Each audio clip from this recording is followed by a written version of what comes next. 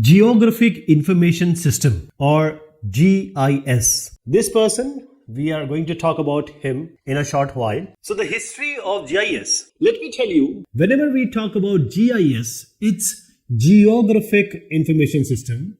It's not geographical. It's Geographic Information System. Along with this, what are these constituents? GIS. Geography means real world. That is mountain, rivers, your house. Information is when you have a data. If you can take out some meaning out of that, that is going to be information. So this geography, it's information. And can we have a system? Can we have a system for this information which is pertaining to geography or actual real world? That is Geographic Information System. Now let me take you to 1854. London, the capital of England, was hit by cholera. This cholera was declared as epidemic. Here you see, everyone was thinking the disease is spreading because of people, because they are breathing and it is in the air. So now came Dr. John Snow. He is Dr. John Snow. He said, and actually he proved, he is actually father of epidemiology, Dr. John Snow. So at that time, 1854, he proved that wherever there are water pumps, that is the water pump, that particular area, here most of the people are worst hit by cholera. So he laid out a map of then that area, and this is the original cholera map by John Snow, and he used spatial analysis on this paper map, and this is to end the epidemic in London. So this was the basic building block, and there were so many examples. Here I took a word spatial. Spatial came from space. So it's all about information of location. It can be latitude, longitude, it can be in some meters or with certain coordinate axis. Where are you? Where am I? Actual GIS was made by Mr. Roger Tomlinson. Roger Tomlinson, and he is the man. He did the pioneering work. He initiated, planned and developed the CGIS. That is the first computerized Geographical Information System, Canada Geographic Information System, CGIS, in 1963. He was also commissioned by Canadian government in order to create a manageable inventory of the natural resources of Canada. So he thought and he envisioned at that time using the computer to merge this natural data for all provinces. So Tomlinson created the design for this automated computing in order to store and process large amount of data, and he also gave GIS its name. So Roger Tomlinson, he is regarded as the father of GIS, acclaimed as the father of GIS. As I said, during his time in Canadian government, he was responsible for the Canadian Geographic Information System. And this was very unique because first time it implemented the different layer-based approach to map handling. Roger Tomlinson. There are various definitions of Geographic Information System, GIS. You will find various definitions, but they all are saying almost the same thing. Tomlinson gave, Burrow gave, NCGIA, Coven also gave. So all of these definition came time to time. And always whenever there is development, the definition will change slightly. So whenever there is an advancement or, as I said, emancipation, advancement, sophistication, there will always be change in the definition. So these are the dates you see, these are increasing order dates. So let us have a definition of GIS. Even the ESRI, the market leader, has also given its own definition. So Geographic Information System is a system of integrated computer-based tools for end-to-end processing. That is, it has to be a computer-based. It needs and it should have all the programs, functions, tools for end-to-end processing. And what does this processing means? Capturing, storage, retrieval, analysis and display of what? Spatial data. That is the location on the Earth's surface. Always spatial data is having a location information along with this. So this is a whole system with tools that can capture the data, store the data, retrieve the data, analyze the data and display the data. And then there has to be a support of different operation management, as I said, capturing, storing, retrieval, analysis and display. This also needs a lot of effort. Even if you are making a software, even if you are making say a web GIS on web, on internet, you need to have or handle the data. For example, storage, you need database management system, DBMS. In order to retrieve, you need a performance efficient kind of retrieval and storage system. Then you need to have an analysis tools. You can analyze also, and then you can display it even and export it in form of maps or say some file or some exportable file. So all the operation that can be done, that in operations management, any kind of decision making by say the local government or the central government or even single people like us and the science. So we need to have a set of functions integrated tools for spatial analysis, that is the analysis on the spatial data. Then all the possibilities of capturing, storing, retrieval, analysis, modification, display, working on this data. I'm going to talk a lot about data. So this is encompassing the end-to-end processing of data. And then basically location on Earth surface to relay data to explicit that, use of explicit location, and then decision support system. Because even the government sitting at one place can make decision, can do some operation, can decide something. So this is in all a decision support system. First thing is, in geographic information system, as I talked about data, what are the inputs? Because data has to come from somewhere. It can be from your mobile telephone. It can be from an aerial photography. Because the spatial data we are talking again and again, we need to have some information, geographic information to that data. So global positioning system, GPS, actually we need to talk about GNSS, that is global navigation satellite system, and the regional navigation satellite system. So we need to have a location. This gives you a location. Along with this we get elevation, etc. Remote sensing, the satellites, the earth observation satellites, etc. This gives us the data or the image, different kind of image. We get thermal image, we get say the raster image, we get black and white image, we get colored image. So these all are also the data. So we need to have a system so that the input coming from this, like the location detail, like the image detail. So we have say a dot, so just a dot data, point data. Okay. Then we have a line data, which is a street. It can be a parcel. That is a polygon data. So we have a different kind of data. Along with we have say some raster data.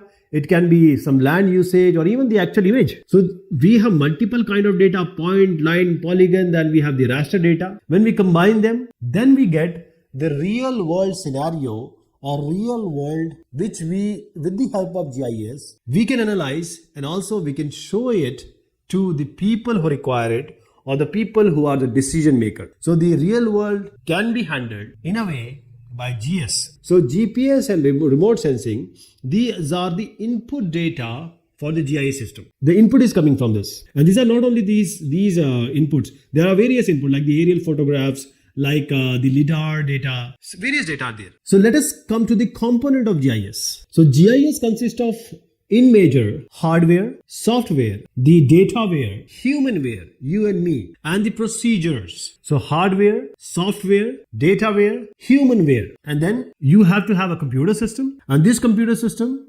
is basically a hardware. Then we need a software, which is the GIS software. We don't call always GIS software because most of the people think that GIS is just a software. It is not. GIS is a combination. It's a total system. So it is combined software along with hardware with the data, which is we are calling it as spatial and non-spatial data. It may come from remote sensing, it may come from aerial photography, even it may come from drones now. The data. Now we have the humanware, you and me.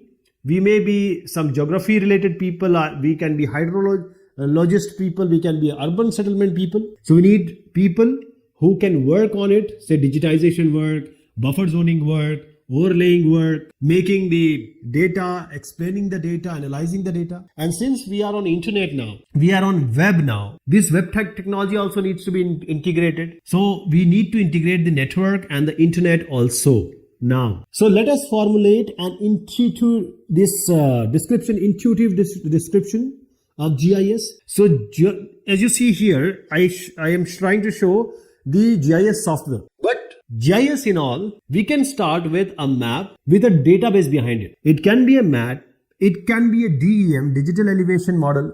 It can be a raster data. It can be a vector data. It can be a annotation data. It can even be a text file or a grid. So the map with a database behind it, because software can just help you, but it should work on something, and it should save also. So we need to have a database, and this is basically the real world we need to depict. Real world we need to depict in some computerized form, and then once the work is done, this real world has to be again means this picture or whatever you produce has to be converted into real world form. So the real world, natural, man-made has to be shown as they are, a consistent as build of the real world. And once you are done with this, you can query on certain operation, and then you can make the policies, you can take the strategic decisions. So this is a decision support system. It's helping you and others for various work, and being the GIS analysts or technicians, we are also supporting the scientific inquiry. There may be some work or tool which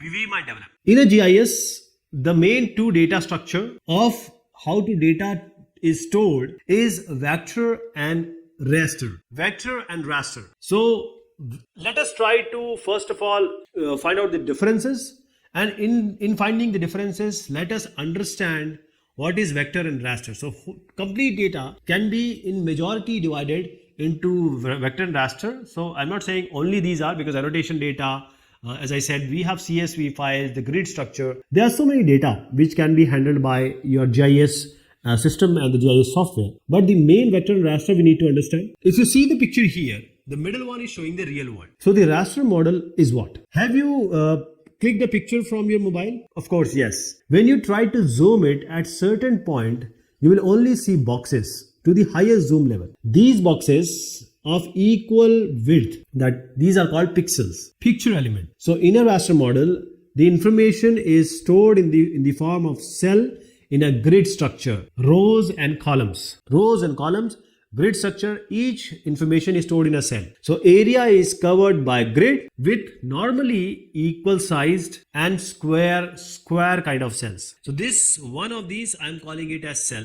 There are multiple cells. Actually, there are number of cells, because now the resolution have increased, and the attributes are recorded by assigning each cell which a single value, which can be based on majority feature. For example, an image can have the one cell can have a brightness value or a digital number. Image data is a special form of this raster data. It is also an attribute. Basically, image is showing the picture. How this picture is coming? Because of the brightness value. So let us assume that this is a raster. This is the vector raster of land use. So this two and these four are say transport area. This RR stands for say residential cells, residential pixels.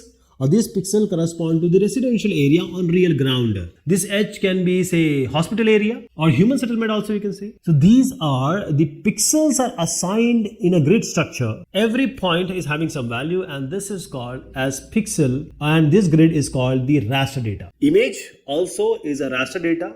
It can be from remote sensing, it can be from aerial photography, or it can even be from your mobile. So whenever you open a GIS system or GIS software, even if you open Google Map, what do you see? You always see a base map, and in this base map you see what? Normally the satellite image are raster data. Satellite image is a raster data. But what about maps? Whenever you have seen maps, you will always see some lines showing the roads, some points are shown, some polygons are shown. So these point, line, polygon are vectors.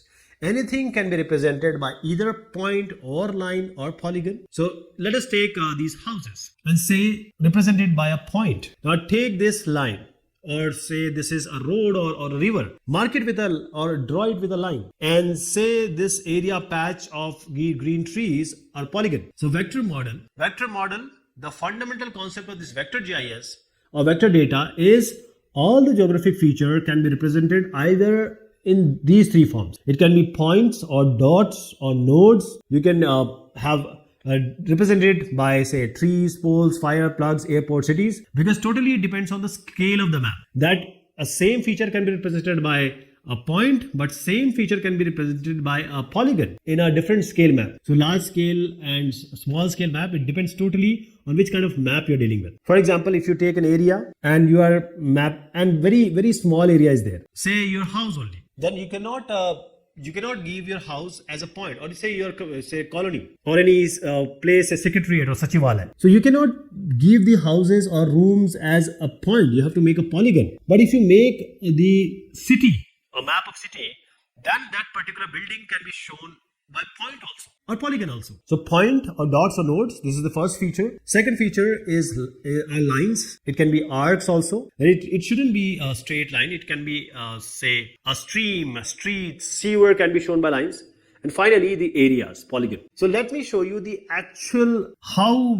what we do. We'll start with the data, the raster data. We'll try to make some vector data and then we try to combine them. And then you see how they can be combined and what analysis can be done. So this is a satellite image of some area. We are not dealing with or interested to know which area is this. We are just taken one area of interest and we just cropped it. So this is the area of interest. This is a raster data, same raster data. One area is just the area of interest. Now what we did, this area we made polygon, pavement polygon, and this is a vector layer because we made a polygon. As I said, point, line, polygon, these are vector layers. So we made a vector layer for the pavement polygon for the same raster image which we had. And then we again made a raster image. You can convert always a vector to a raster and raster to a vector. Though this conversion is not very smooth in the GIS software most of the time, but we made a raster, say 5 feet grid form. So now we have the original image. We made 2 feature, third feature also we are making. Say we are making street network layers. These are represented by line. So now we have 3 feature layers, polygon, grid, and then lines. One is not a feature. Basically, it's a raster, 5 feet grid. Again, we made some polygons for land parcel layer. Wherever land is there, we made polygons. So we started with the raster. We made 3 vector layers, polygon, lines, and polygons. That is pavement polygons, the street network layers, and the land parcel. One more raster also we made. 5 feet grid. So this box you see, this grid is actually information that you will actually see in your GIS software. So every point, line, polygon has information in it with it. So now we overlaid all of these, we combined all these. We had combined all these, and when we combined, we got a single image because all these data, we assume it to be spatial data. And since we know it has to be in some geographic coordinate system, it has to be in some projected coordinate system. So whenever you put it inside your GIS software, they all will be overlaid or they all will be draped or put in a place where it belongs depending on its location. Since all the data is on the same place, they will be overlaid like this. You can change the levels of the layer. One can go about, means the positioning of the layers you can change. You can also say tick and untick the layers. Now the analysis part. This particular point, 1 kilometer from this, there is some decision to be made. Say we don't want noise, or some notices have to be sent, or something have to be done by the say authorities. So we need 1 kilometer of area. So we made a buffer zone. Now this is the analysis part. Data we made, and then we made an analysis part, and this is all the information of the parcels or the areas of the polygon which are coming in this 1 kilometer area. You can go and give it to your authority and they can take the decision. So this is the decision making part. How we started with the image, how we made the layers, and finally decision making. There are various GIS softwares and some of them are commercial, some of them are open source. So the commercial GIS software, the first one and the best one is ArcGIS, ESRI. So this is from ESRI. This is a market leader since it started. So this is the biggest market leader in commercial GIS software. This ESRI ArcGIS is always innovating. It has all the functions which are there in every software. Coming to GeoMedia, this is by the company is Hexagon Geospatial. This is assumed GeoMedia is basically a rival to ArcGIS, and this was previously owned by a company called Intergraph. Now it is owned by Hexagon Geospatial Media, and this also has a presence for almost 40 years in GIS industry. So the government, infrastructure, military groups, they all are using this GeoMedia because it has a solution driven approach. Then from the company called Precisely, we have Map Info Professional, and this is also a proprietary GIS software, and it has a very good technique, or say location of optimal position for the retail stores, that where you have to open a store, or uncovering the geographic patterns.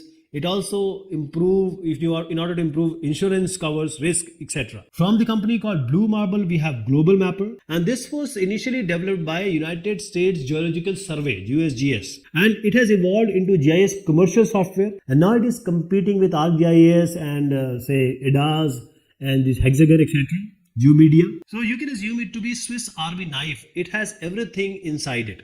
Global Mapper, very flexible, both for beginners also and the advanced GIS users. Global Mapper from Blue Marble. Then Manifold. This Manifold GIS, this is coming from Manifold company, and this is very easy to use. You are paying half the price, and this has all the GIS functions in it. So basically you are getting it for a cheaper price, and this also comes in 64-bit environment. Then from the GE, General Electric, this is Small World. GE Small World, and this is a commercial software. It can better manage, design and plan any type of network infrastructure, and because it has a centerpiece Small World core. And there are various software in GIS which are free also, open source. The best one and the most important one is Quantum GIS, and the version today while I'm talking, it's 3.2 ODENS. So Quantum GIS is an open source GIS. It has large number of geospatial data access visualization. It is you can say it competes with ArcGIS, and it has all the files which are even prepared by or made by ISRI, geodatabases. It can handle various GIDAL raster library, so it can handle any kind of the raster data, vector data. It also has the Open Geospatial Consortium visualization, data access services like WebMap and web feature services. So you are a hydrologist, or you say you are an agriculturist, you need some plugin. So QGIS is also having plugin. So you can just plug that particular function and you can just start your work, because this is plugin based. So it's a very light kind of software, GIS software, and it has all the interaction with the OpenStreetMap data servers and the data transformation tools. So in all, GIS is one of the best. One also, this is also taking care of various other softwares. GRASS-GIS. Why I'm talking about this? Because this is Geographic Resources Analysis Support System. This was developed by US Army Corps. So this is the best tool for land management and environmental planning. It has 350 rock solid vector. So previously it was held by the government. Now it is free. Any kind of academia, the environmental consultants, the government agencies, they are using it because it is very reliable. It has a very good GUI. So as I said, it has vector and raster manipulation tools, 350 and more rock solid image processing, data terrain and manipulation analysis tools. Now GVSig. So GVSig is also a very good option, best option for free GIS. Basically it's underrated, but if you start using it, then you see it has excellent 3D capabilities. It's a very good desktop application, and GVSig is you can say it's basically a European kind of open source GIS software. So you can use this GVSig. It has nav table, CAD tools. These are very impressive in GVSig, because if you are working with the open CAD tools, this is the thing for you. Coming to ILVIS. So it was a commercial GIS software once. Now it has turned to open source GIS. ILVIS is standing for Integrated Land and Water Information Management. So you know that this is old, but it is gold. ILVIS, as I said, especially for the biologists, water managers, and the geospatial users. ILVIS is good for digitization and editing, the 3D analysis, animation, time series is also there. Coming to SAGA GIS. SAGA stands for System for Automated Geoscientific Analysis. So this is one of the classic in the world of free GIS. So what are the main key feature is hill shading, watershed extraction, and visibility analysis. And this is quite a geoscientific kind of software. UDIG. So UDIG is very, very easy, free software. It is user friendly. It comes, D means for desktop, I is for internet, consuming a standard like web services, web map services, web feature services. So the web WCS also, web coverage services, WPS. Then we have the GIS ready for complex and analytical capabilities. So UDIG is also one of the good options. What is the future of GIS? Now we have moved to web, cloud computing, but since we are dealing with the global warming, we are dealing with loss of nature, the trees are being cut, We are dealing with the pollution. So these kind of software or the system can be used to address all these problems, and we can get a good idea and kind of decision making so that we can solve these kind of problems which our future generation is going to suffer because of non-sustainable lifestyle we are living. So this is GIS. We want it to communicate to people a solution that everyone can speak. So this is all about this thing, GIS. Thank you so much. Take care of yourself.